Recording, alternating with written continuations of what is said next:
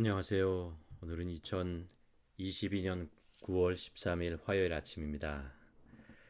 오늘부터 7주간 회복이라는 주제로 다시 한번 아침 묵상을 매주 화요일에서 금요일까지 시작하려고 합니다. 길었던 여름이 지나고 가을의 문턱에 들어서고 있습니다. 그리고 길었던 팬데믹 기간을 조금씩 벗어나고 있죠. 그러나 여전히 우리는 코로나와 함께 살아가야만 하는 그런 시대를 맞이하고 있습니다. 현대를 살아가는 사람들은 늘 부담감과 복잡한 현실의 문제를 안고 살아갈 수밖에 없는 것 같습니다. 그리고 그것들이 주는 스트레스 때문에 늘 육체도 마음도 지치게 만들고 의욕을 상실하도록 만들어 가고 있습니다. 그렇다면 그리스도를 믿고 하나님의 자녀가 된 우리들은 어떻습니까? 우리도 역시 현대인이 겪는 모든 문제들과 상황 속에 살고 있다는 사실을 우리는 압니다. 그러나 다른 것이 있습니다. 그것은 우리 안에 살아계신 예수 그리스도의 영, 그분이십니다. 이 사실은 우리가 세상 사람들과 동일한 상황 속에 있을지라도 그것을 이겨낼 수 있는 근거가 됩니다.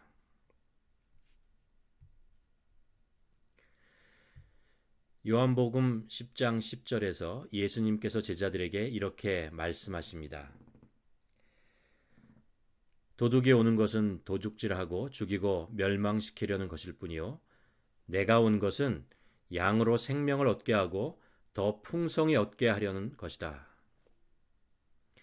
예수 그리스도께서 우리에게 오셨기 때문에 그분을 믿는 자에게는 생명이 있고 더 풍성한 기쁨, 그것을 가지고 살 수 있습니다. 우리는 예수님의 약속을 믿습니다. 그분의 약속은 변함이 없고 반드시 이루어지는 능력의 말씀이라는 사실을 우리는 믿습니다. 아멘이십니까? 앞으로 7주간 회복에 관한 말씀을 우리가 나누고 배우고 실천함으로 우리 안에 오신 예수 그리스도의 생명이 지친 우리의 영혼을 새롭게 하고 더 풍성하게 변화시키는 하나님의 은혜를 경험하는 시간이 되기를 소원합니다. 먼저 첫 번째 주에 살펴볼 것은 과연 우리의 삶을 지치게 만들고 열정을 사라지게 하는 것들, 과연 그것은 무엇인가 생각해 보는 것입니다.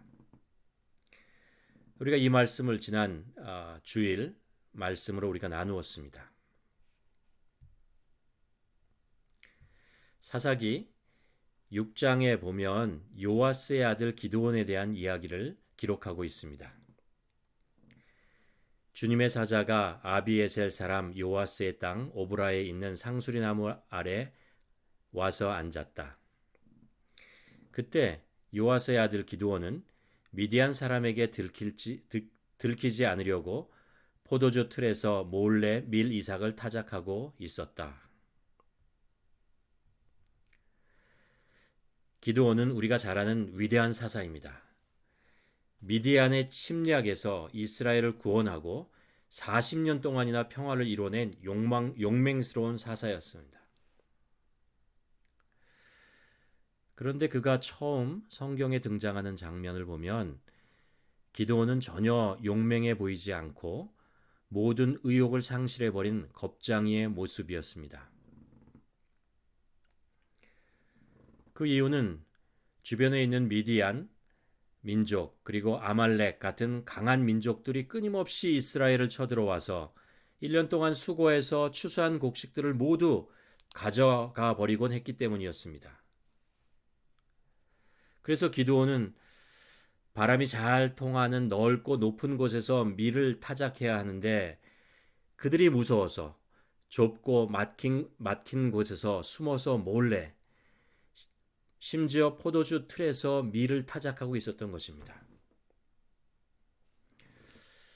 기드온은 그들과 싸워서 약탈을 막아낼 용기가 없었습니다. 그가 농사를 짓는 것은 오직 생존을 위해서 먹고 살기 위해서 마지못해 하는 그런 지겨운 일과 같은 것이었습니다. 그렇죠. 사람이 삶의 목표와 사명을 잃어버리면 의욕을 잃고 열정도 식어버리게 됩니다. 그래서 체념의 목소리로 그래, 인생 별거 없어. 그냥 하루하루 똑같이 사는 거야. 라는 생각으로 자신을 위로하며 살게 됩니다. 그러나 우리가 한번 생각해 볼 필요가 있습니다. 과연 이것이 하나님께서 당신의 자녀들에게 바라는 삶의 모습일까요? 하나님의 자녀들이 이런 모습으로 살게 하시려고 예수 그리스도로 십자가에서 죽으시고 우리를 위해 우리에게 새로운 생명을 주셨을까요? 그렇지 않습니다. 하나님은 우리들이 하나님을 경외하고 하나님을 사랑하고 하나님을 경배하며 또 우리의 주위에 있는 이웃들을 사랑하고 도우며 그 속에서 교제하며 풍성한 하나님의 나라의 백성답게 살기를 원하십니다. 그리고 그렇게 살아가도록 성령님께서는 우리를 훈련하시고 이끌어 가십니다. 기드온은 하나님의 천사가 자기 옆에 있다는 것을 전혀 의식하지 못했습니다. 아니, 더 정확하게 말하면 하나님께서 이스라엘을 사랑하시고 보호하신다는 사실을 전혀 기대하지 않으며 체념하며 살고 있었습니다. 그냥 자신의 어려운 문제들과 상황 속에서 인생을 체념하며 살고 있었던 것입니다. 그렇지만 하나님은 기드온을 통해서 이스라엘을 구원하시려는 놀라운 계획을 가지고 있으셨습니다. 하나님은 이스라엘을 여전히 하나님의 나라라고 여기셨고 기드온을 하나님의 백성, 자녀라고 여겼습니다. 하나님은 절대로 자기 자녀를 포기하지 않으시는 분이죠.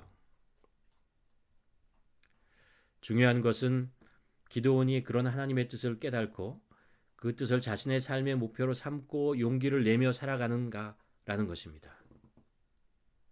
성경에 보면 마침내 기드온은 그런 하나님의 뜻을 깨닫게 되고 받아들입니다. 그리고 잃어버렸던 열정을 회복하고 누구보다도 용맹스러운 위대한 사사가 되죠.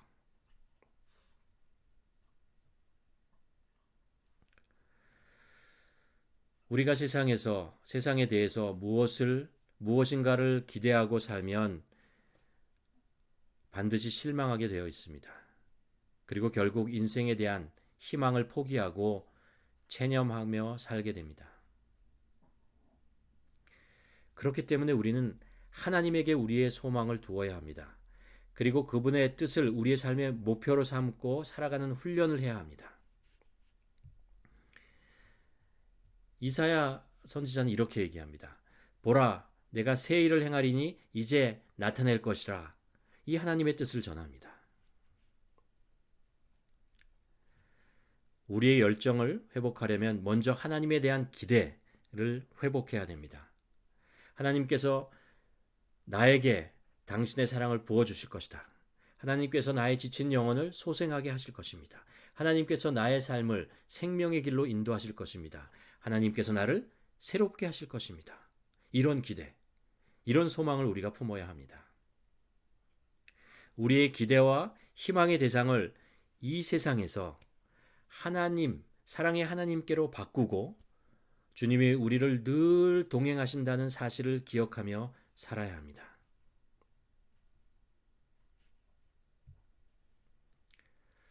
이 아침에 우리 자신의 모습을 한번 돌아보았으면 합니다. 나는 지금 무엇에 희망을 걸고 살고 있는가? 혹시 이 세상에 그 무엇인가에 삶의 목표를 두고 있지는 않은가? 혹은 이미 모든 것을 체념하고 하루하루 그냥 살고 있지는 않은지.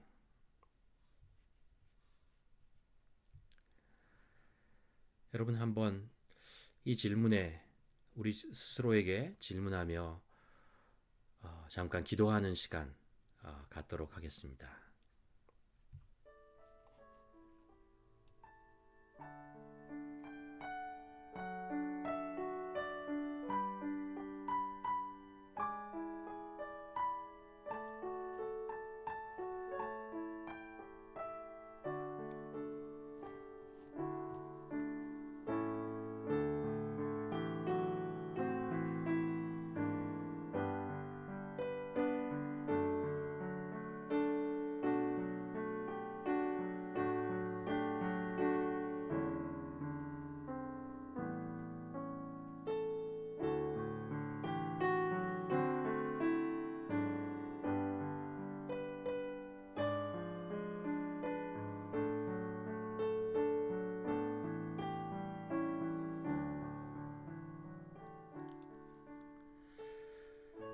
하나님, 사랑의 하나님, 제가 왜 이렇게 지쳐 있습니까? 혹시 세상에서 내가 원하는 것이 잘 이루어지지 않아서 실망하고 있지는 않은지요? 하나님, 제가 하나님께 저의 시선을 돌리기를 원합니다. 하나님만이 나의 유일한 소망입니다. 하나님을 기대하고 소망합니다. 저희가 하나님의 뜻을 깨닫고 그것에 삶의 목표를 두고 살게 도와주시옵소서. 오늘도 저의 삶에서 일하시는 주님의 능력을 기대합니다.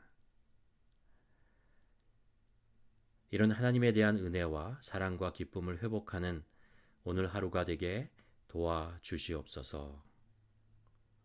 예수님의 이름으로 기도드립니다. 아멘. 오늘 우리가 회복이라는 말씀을 나누었습니다. 이 말씀을 통해서 우리의 소망, 우리의 기대를 하나님께 두고 살아가는 오늘 하루가 되기를 주님의 이름으로 간절히 축원합니다. 감사합니다.